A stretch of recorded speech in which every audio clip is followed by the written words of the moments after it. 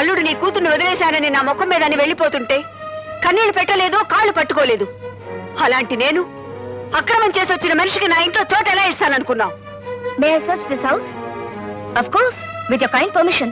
You may if you want, but mind you, this is a lawyer's house. Thank you. Come on.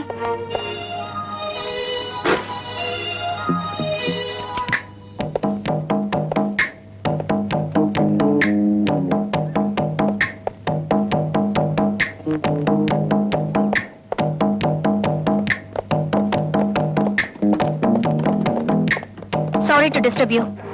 ఇదే మరొక మనిషి అయితే సారీతో విడిచిపెట్టేదాన్ని కాదు, కోర్టుకి ఇడ్చేదాన్ని. మేము అభిమానించే ఆడపిల్లవైపోయాం. Good night. Come on.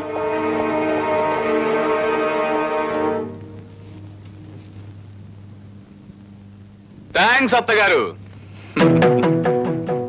మీరంత ఘాటుగా బెదగొట్టుండకపోతే ఆ సుధ ఇక్కడి నుంచి వెళ్ళుండేది కాదు. వీరు నువ్వు స్మగ్లింగ్ చేస్తున్నావా? అది మా డాడీ వృత్తి అంకుల్. ఎనీవే, నీ కూతురికి విడాకులు ఇద్దాం అనుకున్నాను, కానీ నువ్వు నాకు చేసిన సహాయానికి ప్రతిఫలంగా నీ కూతురుతో కాపురం చేస్తాను.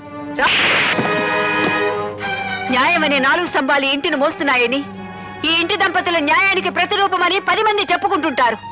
ఆ పేరు ప్రతిష్టల్ని నువ్వు మార్చి మసి చేశావు. అసత్యం అంటే ఏమిటో తెలియని నా చేత అబద్ధం ఆడించావు. తప్పు చేయటం అంటే ఏమిటో తెలియని నా చేత తప్పు చేయించావు. నువ్వు చేసిన తప్పు అబద్ధం చెప్పడం కాదు, అల్లుడి మీద చేయి చేసుకోవడం. అశ్వత్థామ అడుగడుగు నా చెబుతున్నా, కట్టుకున్న భార్య మీరు వేస్తున్నది తప్పటడుగు అని హెచ్చరిస్తున్నా, మీ కుటుంబాన్ని నమ్మి ఇంతకాలం న్యాయానికి అన్యాయం చేశాను రా. మీరిద్దరూ చేసిన దానికి మీ కూతురు శిక్ష అనుభవిస్తుంది.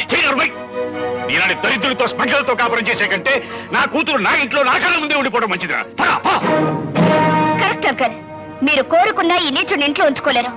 వీడిని అరెస్ట్ చేసి జైల్లో పెట్టేస్తే గానీ పొగరు అడగదు. సారీ ఆంటీ, మిమ్మల్ని బాధ పెట్టాను. కన్న కూతురి భవిష్యత్తు కోసం నటిస్తున్నారేమోనని క్షణకాలం భ్రమపడ్డాను. అమ్మ అవమానం పొందడానికి కారణం నేను సుధా. తన ఇంట్లోకి వచ్చింది తెలియకుండా కాపాడితే నాతో కాపురం చేస్తానన్నారు. నా కాపురాన్ని నిలబెట్టుకోవడానికి ఈ న్యాయాలయం గోపురాన్ని పడగొట్టాను. తను క్షమించమ్మా. సుధా, వెంటనే ఇతన్ని ఇక్కడి నుంచి తీసుకెళ్ళు. ఎంత త్వరగా తీసుకెళ్తే అంత త్వరగా మాకు మనశ్శాంతి లభిస్తుంది.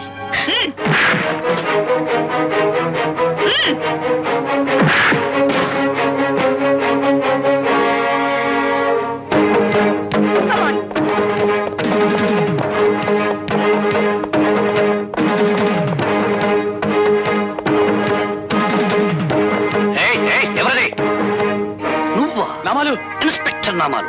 అవును, ఏమిటి హడావిడి? ఏ అమ్మాయిని రేప్ చేసి పారిపోయి వస్తున్నావా? కాదు, అమ్మాయి వెంట పడుతుంది. అమ్మాయి చేసే చెప్పు. అమ్మాయిని చూసి పారిపోయి వచ్చాడు. నువ్వు మగాడువేనా? బా వెంట పడితే కస్టమ్స్ ఆఫీసర్ సుధయ్య బాబు.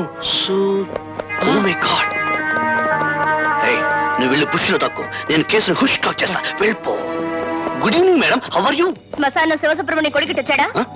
శ్మశానం శివసుబ్రహ్మణ్యం కొడుకు శ్మశానం వైపు వెళ్తాడు కానీ ఇటెందుకు వస్తాడు? అయినా నిన్నడితే నిజమెందుకు చెప్తావులే. మా అమ్మ అడక్కపోయినా అసత్యములాడము అని నాకేమైనా చెప్పింది అనుకున్నారా? That's all right.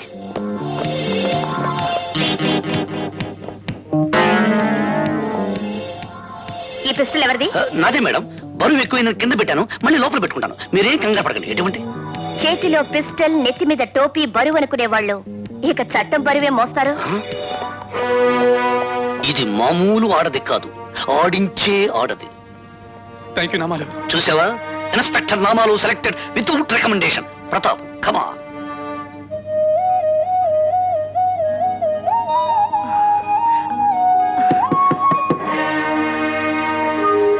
ఎవరో తలుపులు కొడుతున్నారు. పోలీసులేమో. చచ్చా, మనం గెస్ట్ హౌస్ లో ఉన్న సంగతి మీ అన్నయ్యకి సుధగారికి తప్ప ఇంకెవరికీ తెలియదు. ఉండు, చూసొస్తాను. జాగ్రత్త అండి. మరేం పర్వాలేదు.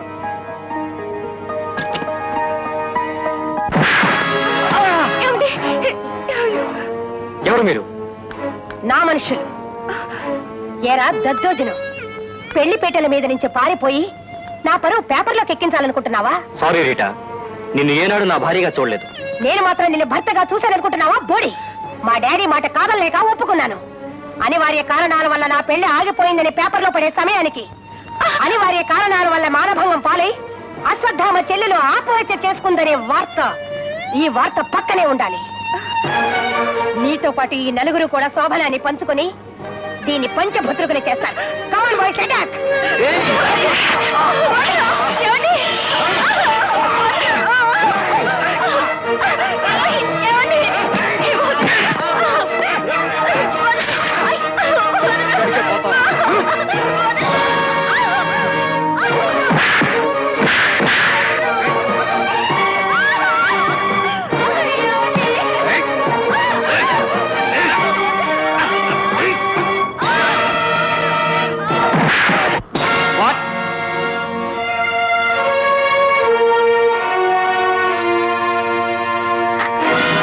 ఏమిటండి మీరు చెప్పేది? సుబ్రహ్మణ్యం కూతుర్ని చంపాడని ఆ అబ్బాయిని పోలీసులు అరెస్ట్ చేశారు. ఊరుకోండి శ్మశానం గారు, ఊరుకోండి. చూసారా, మీ కూతురు శ్మశానానికి వెళుతుంటే మీ డబ్బుతో చదువుకున్న డిఎస్పీ ఫోన్ కూడా చేయలేదు. మీ రూమ్ లో ఉండి మీ డబ్బుతో చదువుకున్న వియ్యంకుడు శంకరం గారు కోడలు కాలేని ఈ కోడల శవాన్ని చూడటానికి కూడా రాలేదు. అంతేకాదు, లాయర్ శంకరం గారు కొడుకు తరఫున వాదించడానికి పీపీ పోస్ట్ కి రాజీనామా చేయబోతున్నట. నా బిడ్డ చావు కారణమైన ఆ సతీష్ గాడు ఉరికంబం ఎక్కాల్సిందే. అది కన్న తండ్రే వాదించి ఉరి శిక్ష వేయించాల్సిందే.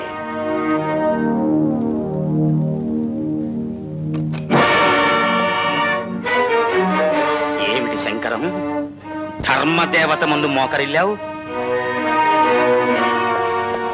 నీ వియ్యంకుడు కూతుర్ని పోగొట్టుకున్నాడని తెలిసి ఎందుకు రాలేదు నువ్వు? ఒక స్మగ్లర్ని నా అల్లుడిని చేసిన స్మగ్లర్ స్నేహితుడి మొహం చూడటం ఇష్టం లేక. హంతకుడి కంటే స్మగ్లరే పెద్ద నేరస్తుడా? నా కొడుకు ఆ హత్య చేసి ఉండడు. శభాష్, నీ కొడుకు హంతకుడు కాదు, నా కొడుకు మాత్రం స్మగ్లర్.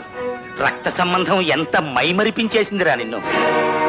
నో, నిర్దోషిని కాపాడమని నేను చదువుకున్న న్యాయశాస్త్రం చెబుతోంది.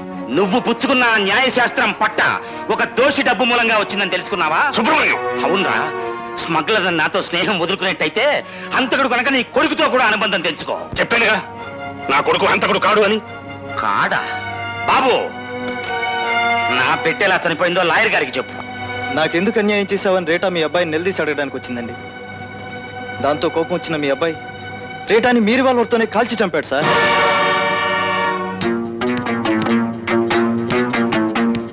ఇప్పుడేమంటావురా?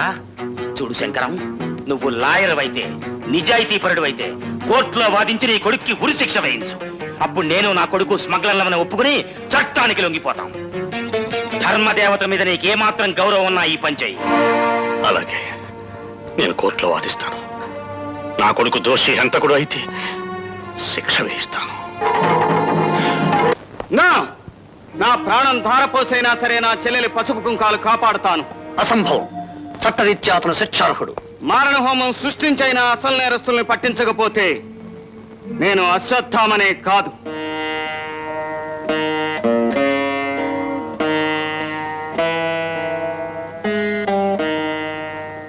ఈ ముద్దాయి సతీష్ని దోషిగా గుర్తించి అతనికి మరణశిక్ష విధించవలసిందిగా కోర్టు వారిని కోరుతున్నాను.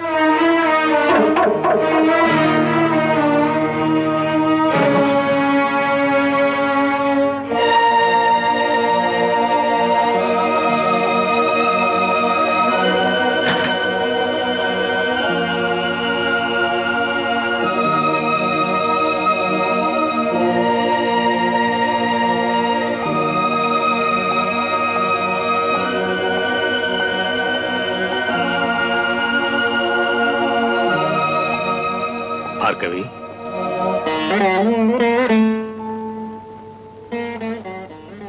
నాలోని దురభిమానం ఆత్మాభిమానం రూపంలో నా నుంచి బయటపడినప్పుడు నువ్వు విసిరిపారేసిన నల్లగొట్టిది తీసుకో భార్గవి.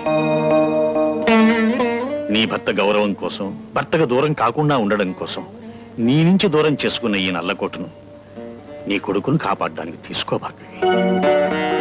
ఏ లాయరైనా తను వాదించే కేసు గెలవాలనే కోరుకుంటాడు. కానీ ఇప్పుడు నువ్వు గెలవాలని, నీ చేతుల్లో నేను ఓడిపోవాలని మనస్ఫూర్తిగా కోరుకుంటూ ఈ నల్లకొట్టు నీ చేతికి అందిస్తున్నాను. తీసుకో.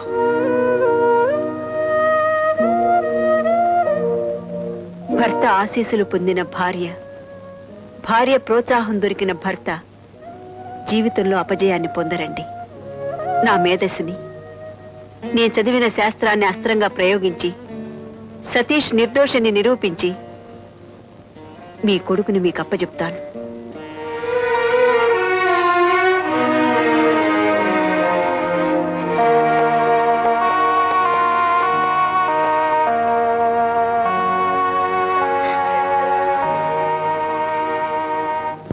మిస్టర్ జస్టిస్, సతీష్ అనే ఈ ముద్దాయి తన తండ్రి రివాల్వర్ దొంగిలించి 12/1/88 అర్ధరాత్రి బీచ్ ఒడ్డున ఉన్న గెస్ట్ హౌస్ ప్రాంతంలో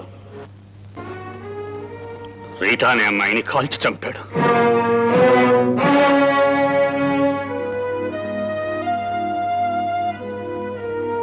పీపీ గారు, బీపీ తెచ్చుకోకండి, న్యాయం గెలుస్తుంది. ప్రాసిక్యూషన్ సాక్ష్యాన్ని ప్రవేశపెట్టండి.